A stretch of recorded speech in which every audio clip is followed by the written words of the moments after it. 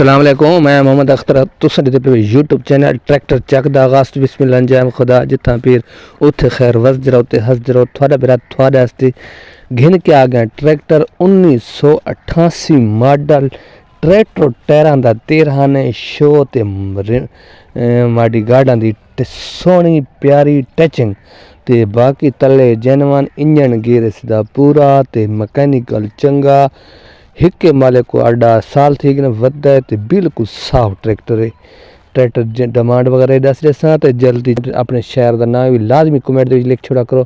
थोड़े कमेंट में हूँ लाजमी पढ़ता होना तो बाकी ये देख दो कंडीशन थोड़े सामने आ वने तो घिन वने। यह कंडीशन थोड़े सामने ट्रैक्टर 1988 मॉडल चंगा तुसा देते पे कंडीशन देते पे बिल्कुल साफ सुथरा ट्रैक्टर है।